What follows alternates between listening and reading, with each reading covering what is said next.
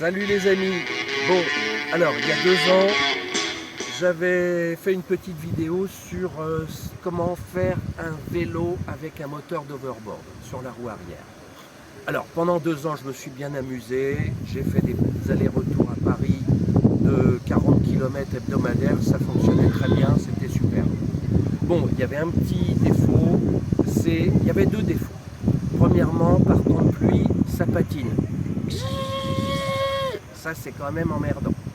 Deuxièmement, maintenir la roue dans l'axe, comme j'avais pas d'appareil à souder, c'était un peu difficile. Donc, je me suis aperçu qu'il y avait maintenant des roues moteurs, et avec ces roues moteurs,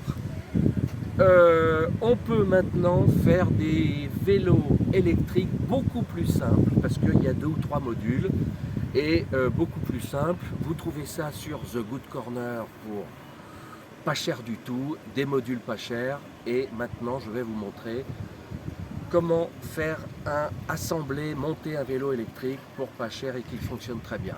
Alors, je vous montre ça tout de suite. Allez, go! Alors, les éléments constitutifs, on a l'accélérateur. Ensuite, nous avons la roue moteur. Et ça, c'est le deuxième module. Ensuite, il y a le câble avec les 3 phases qui remontent le long du cadre et qui va se brancher sur la Magic Box, c'est-à-dire le contrôleur. Et ça, c'est le 3e module, le contrôleur. Et nous avons le 4e module qui est la source d'énergie, la batterie. Voilà.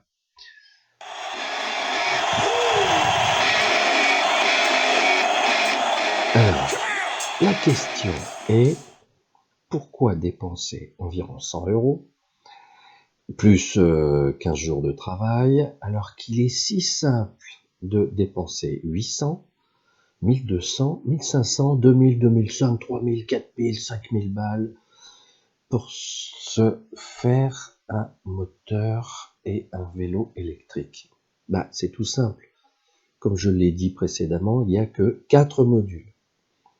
Ces 4 modules, ils sont accessibles sur Internet en neuf ou en occasion. Ce qui veut dire que tous ces modules, lorsqu'ils tombent en panne, ils sont réparables. Ils sont remplaçables.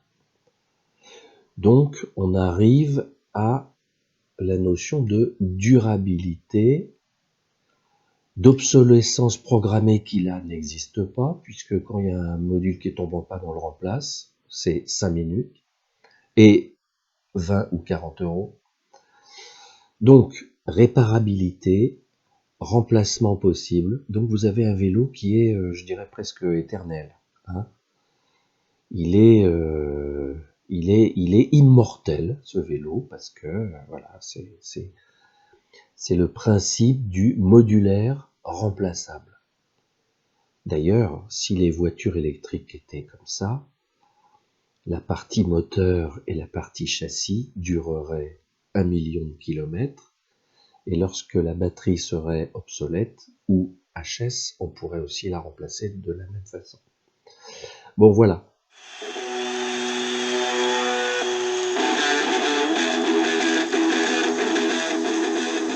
Bon, alors voilà les 2 vélos que j'ai montés. Alors j'ai 2 choses à dire. La puissance et la suspension. Alors la puissance, ce sont des moteurs de 250 watts. C'est largement suffisant pour rouler sur le plat en ville entre 20, 22, 23 km/h. C'est parfait, on n'a pas besoin de plus de puissance, et même en roue avant, la roue ne part pas en vrille, en glissade avant. Bon, ensuite, question suspension. Là, le VTT que j'ai fait, il est confortable, mais il faut reconnaître qu'avec un vélo ayant une fourche suspendue, c'est beaucoup, beaucoup plus confortable. Donc, je recommande la solution fourche suspendue, vraiment. Alors, concernant le montage de la roue moteur sur un vélo classique, Il y a une petite difficulté, c'est que, alors au niveau de la largeur, il faut vérifier que la largeur fasse bien 100 mm. La largeur intérieure de la fourche corresponde à la largeur extérieure du moteur. Donc il faudra peut-être jouer un peu avec la disqueuse pour que les logements correspondent bien, et il faudra probablement aussi rajouter des petites rondelles pour que les fourches, pour que la fourche du vélo ne vienne pas frotter sur le moteur qui va tourner. Sinon, ça va coincer, ça va grincer. Donc il y a un petit ajustage à faire, il y a un petit bricolage pour que la roue tourne parfaitement. Hein, donc avec des rondelles, etc., etc. Voilà. Ça, c'est une petite difficulté, c'est vrai. Alors, concernant l'accélérateur, c'est très simple. Les modèles sont standards. Souvent, le diamètre est de 22 mm. Il y a la sortie, c'est 3 fils. La masse, le 0 volt, donc ça c'est le premier fil noir. Le rouge, c'est du plus 5 volts. Attention, c'est pas du 36 volts, hein, c'est du plus 5. Et puis le troisième fil qui peut être soit blanc, soit vert, et qui est le fil du signal qui va varier entre, alors c'est pas entre 0 et plus 5, c'est entre plus 1 et plus 4,7, quelque chose comme ça.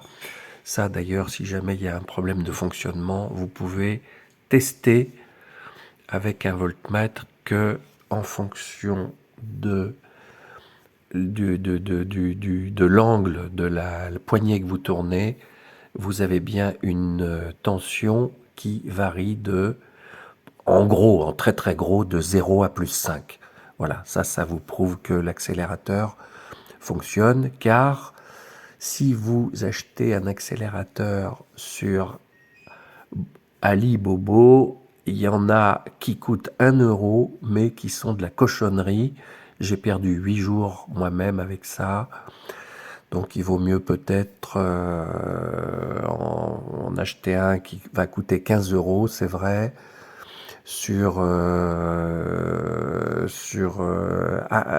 Amazon, mais au moins vous aurez probablement de la qualité.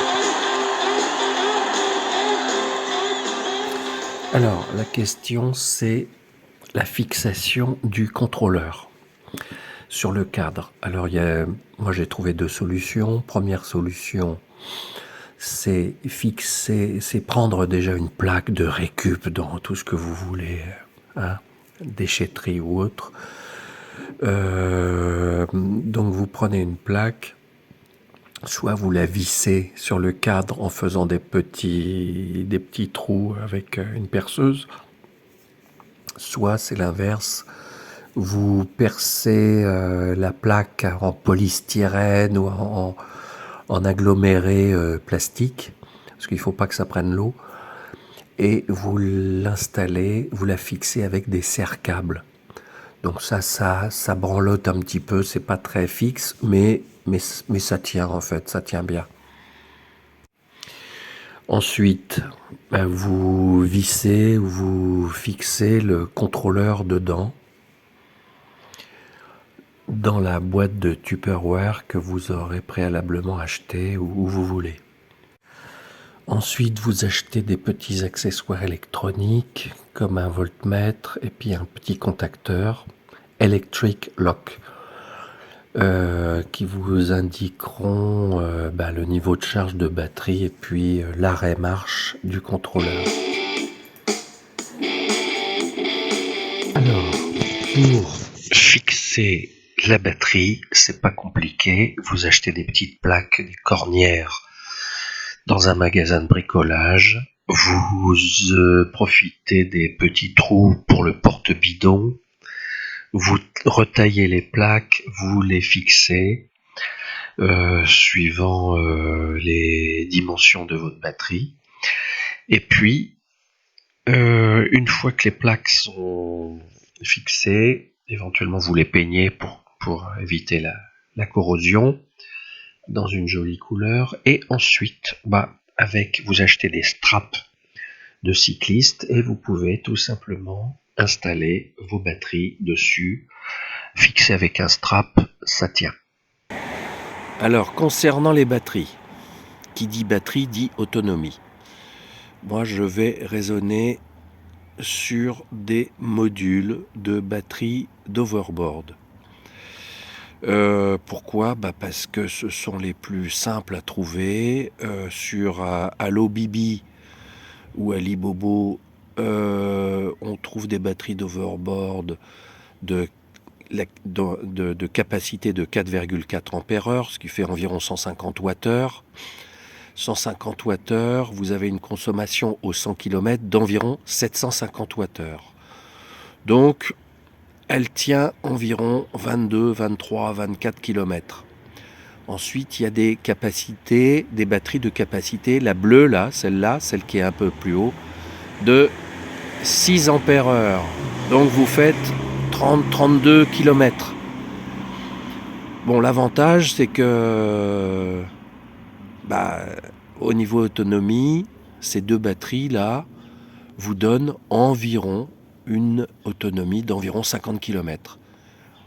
Et elles coûtent environ 25 € pièce, à peu près.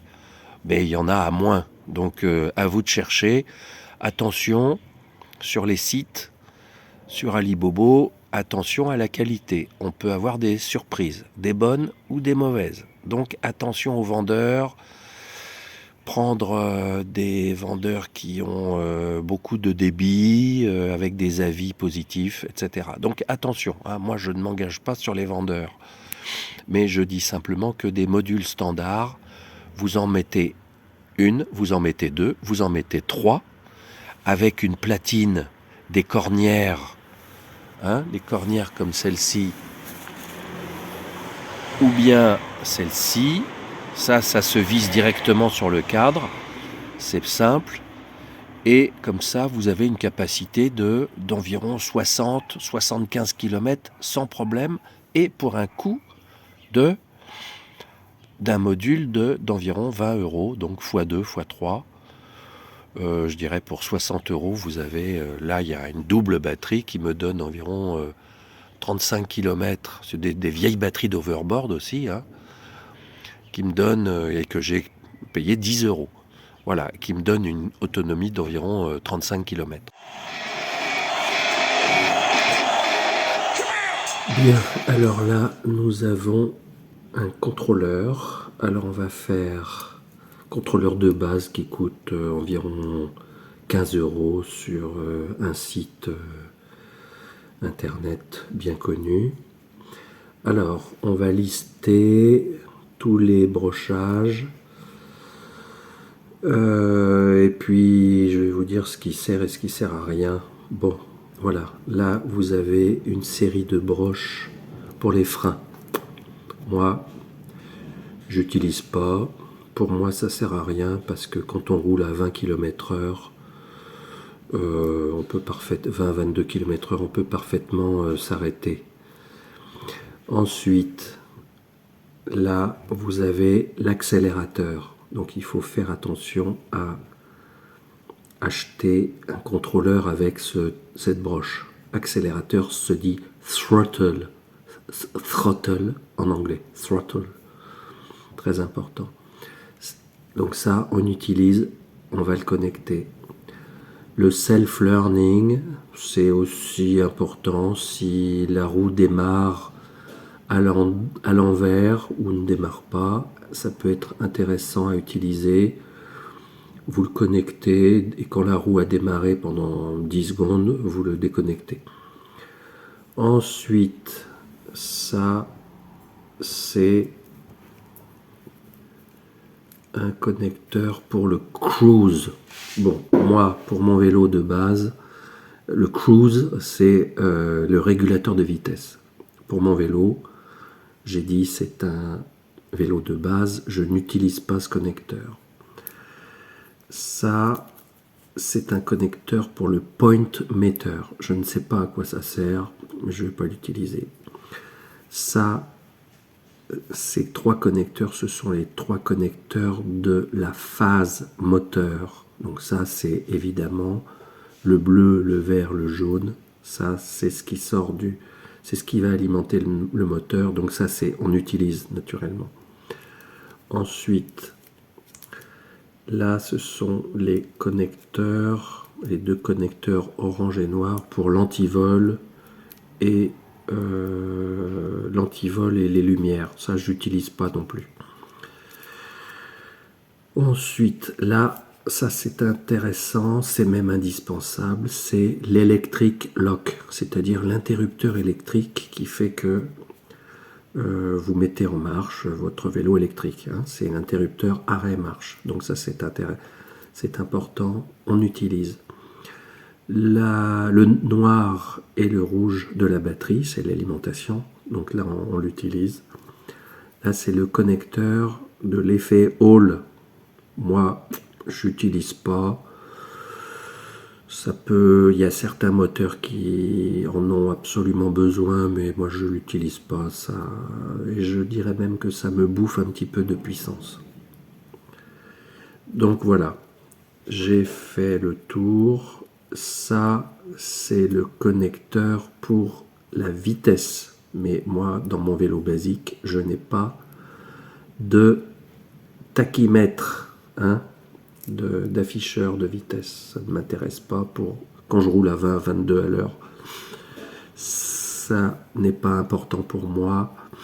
Ensuite, j'ai le PAS, hein, Pedal Assistance System. C'est l'assistance au pédalage. Ça, c'est légal, c'est indispensable, légal, mais moi je ne l'utilise pas puisque j'ai un accélérateur. Voilà, donc l'antivol et le orange. Voilà, donc j'ai fait le tour.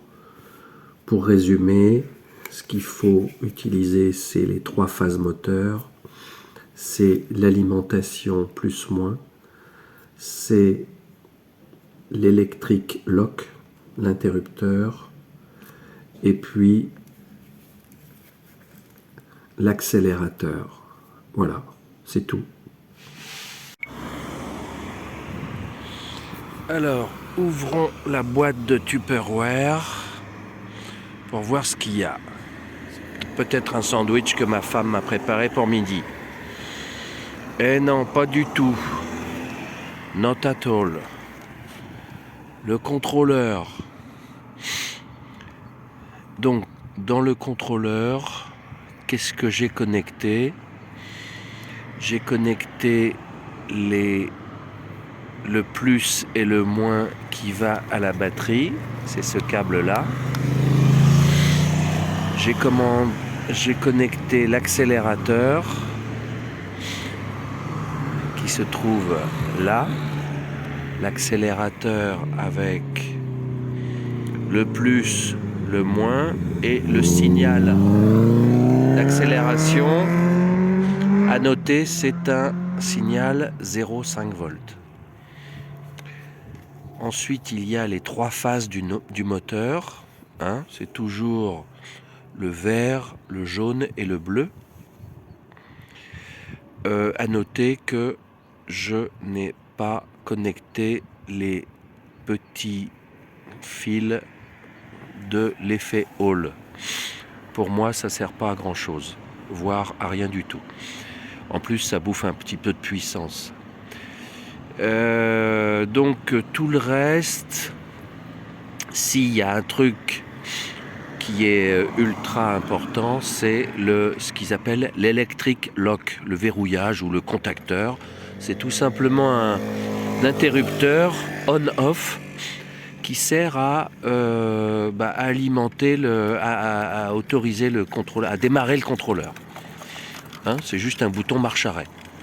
Donc ça, ce bouton-là, vous le trouvez sur Alibobo, n'est-ce pas? Ça coûte pas cher, ça coûte 1 euro. Ensuite, qu'est-ce que j'ai mis? J'ai acheté aussi sur Alibobo ou Allo Bibi, un petit voltmètre que j'ai connecté directement sur l'alimentation, ici. Donc ce voltmètre me donne une indication de charge, c'est-à-dire qu'avec une batterie, chaque batterie là, je la recharge le soir, et lorsqu'elle est chargée, elle est environ à 42,6 volts ou 42 volts environ, suivant l'état de la batterie. Et lorsqu'elle est complètement déchargée, le BMS se met en marche, c'est-à-dire coupe la batterie, le Battery Management System, BMS, et il va couper probablement à 32, 33, 34, ça dépend. Des fois, il y en a qui descendent à 27. Voilà. Donc au moins, vous, si vous voulez protéger et préserver votre batterie, vous changez de batterie à 30 volts. Quoi d'autre? Donc tout ce qui ne sert à rien. Ce qui sert quand même, c'est ce qu'ils appellent le self-learning. Ça c'est pas mal parce qu'une fois sur deux, c'est les petits fils blancs là. Il y en a deux que vous connectez ensemble au début pour apprendre au contrôleur à reconnaître le moteur et à le faire tourner, synchroniser les phases, etc. Souvent, lorsque le moteur tourne pas, mais on entend un gzzz, en fait, ça veut dire qu'il tourne dans le mauvais sens, surtout avec le moteur Bafang, car il y a des moteurs qui tournent dans les deux sens. Mais celui-là, si on le connecte mal, on entend gzzz, et il ne tourne pas. Donc il suffit de couper le learning en cours de marche, et on le reconnecte 3 secondes après. Et là, le moteur tourne dans le bon sens. Voilà. Donc tout ce qui est frein, ça sert pas à grand chose. Le PAS, c'est-à-dire ce qui connecte, normalement ça sert à rien, mais évidemment nous sommes d'accord que nous devons faire du vélo sur des pistes privées, puisque ce vélo n'est pas homologué. Alors ici j'ai fait une petite parenthèse.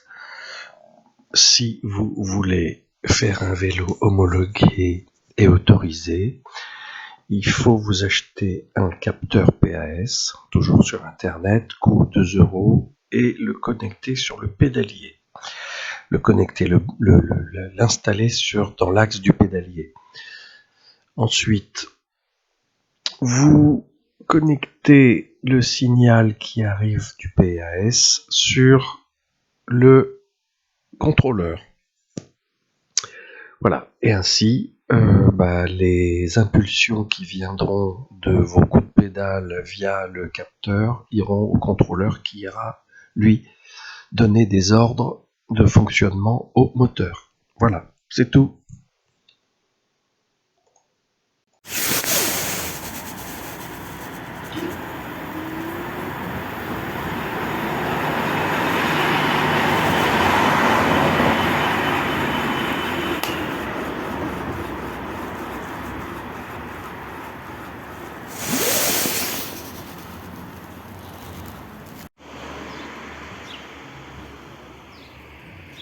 Does it work?